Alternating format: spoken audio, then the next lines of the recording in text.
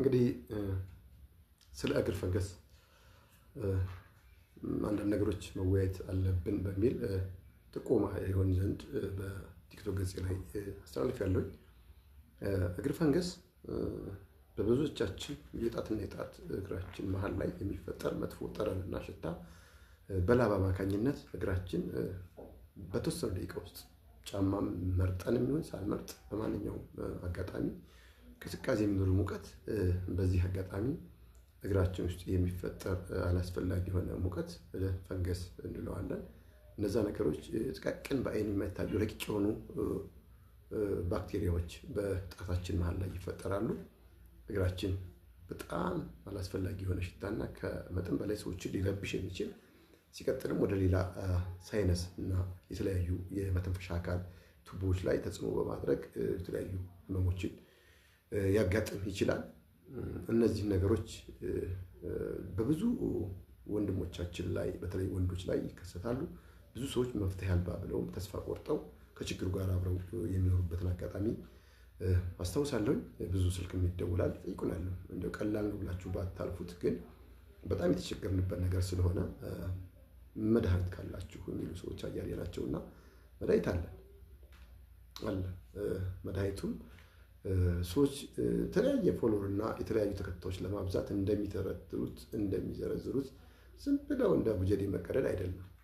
ዲቴል ይህም ማህበረሰብ ምንም አያውቅም። እስኪ እንደዚህ ብለህ ነው ያንን እያየ እኛም ፎሎወር እና እኛን ሰዓት ወይም ዩቲዩበር ከሆኑ የዩቲዩብ ሰዓታችን እንዲሆን የሚሉ ሰዎች አይደሉም ለእናንተ መፍትሄ ሊሰጡ የሚችሉ። ዲቴል በደንብ መረጃውን እጽዋትና እጽዋት ላይ የሚሰሩ ሰዎች ከተማ ውስጥ ቁጭ ብለው ሶፋ ላይ ቁጭ ብለው የሚያጨበጭቡና በአርቲፊሻል ኢንተለጀንስ ሲስተም ራሳቸውን አናውንስ እያደረጉ ገንዘብ የሚቆምሩ ሳንቲም የሚያሰባስቡ አይደሉም።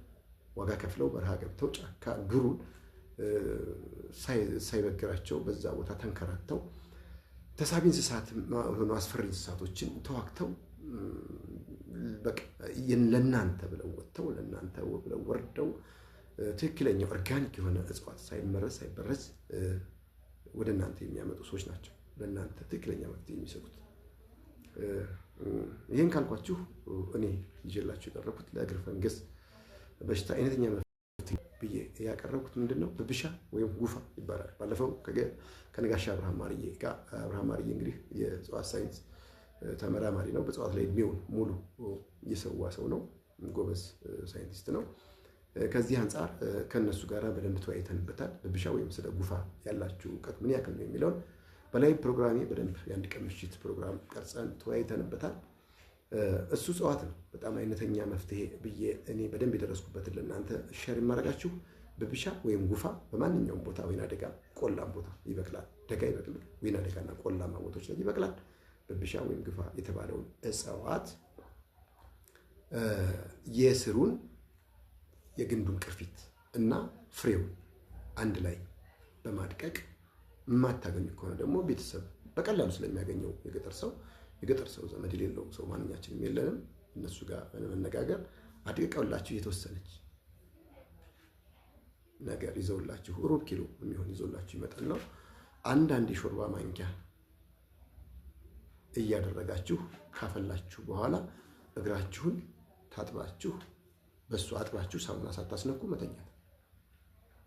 በቃ በሱ አጥባችሁ ታጥባችሁ ስትጨርሱ መጨረሻ ላይ በሱ አንድ ብርጭቆ የሚሆን ከወጣው በሱ እንደማሻሸት ማለት ነው። አጥባችሁ ታጥባችሁት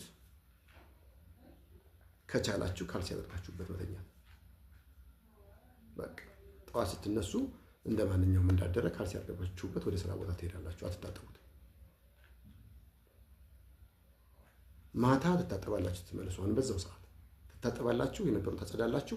በሌላ በንጹህ ከታጠባችሁ በኋላ መልሳችሁ ብብሻ ወይም ጉፋ የነበረውን የመጀመሪያውን ዝቃጭ ላይ አንድ የሾርባ ማንኪያውን በመጨመር ዱቄቱን አሁንም ታፈልታላችሁ ለተወሰነ ጊዜ። አሁንም ሲቀዝቀዝ ባለበት ሰዓት አሁንም እንደዛው እንደማሻሸት ጠበል፣ ለምሳሌ ጸበል ተጠብለን አሳሙና እናደርግም አይደለም፣ አናሻሽው ተነከር ነው።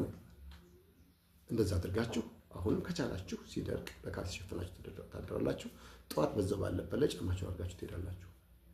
ለ7 ቀን ለ3 ቀን በቂ ነው፣ ግን እንደው ውጤቱን እስከ መጨረሻ እንትን ለማለት ለ7 ቀን እንደዚህ አድርጋችሁ ተጠቅማችሁ ከ7ኛው ቀን በኋላ ኖርማል በአጃክስ ሳሙና ታጥባችሁ ካልሲ ቀይራችሁ የነበረውን ሂደት በፊተኛ ከነበራችሁ የእግር ሽታ ሁኔታዎች ጋር በማነጻጸር እና ነገሮችን በመመልከት በጣም ከፍተኛ 99% በሚባል ለውጥ ታመጣላችሁ። በየቀኑ አይደለም በየሰዓቱ ካልሲ ብትቀይሩ እንኳን ሽታው የማይጠፋና በቤተሰብ ፊት ለማውለቅ የምትሸማቀቁ ሰዎች በዚህ መልኩ ብብሻ ወይም ጉፋ የሚባለውን እጽዋት አዘጋጅታችሁ ብትሞክሩት እግራችሁ ምናልባት የመድረቅ እንደ ሬሳ ማድረቂያ ምንነት ስለሚጠቀሙት የመድረቅ ባህሪ ሊያሳያችሁ ይችላል። የሆነ ኮረም በጣም የመቆጣት ቆዳችሁ ልስልስ የማለት ነው። ግን ፈንገሱን በትክክለኛ እየገደለው ስለሆነ ከ7 ቀን በኋላ ባልዚም ስለሚሆን ምንም አይነት ሳይድ ኢፌክት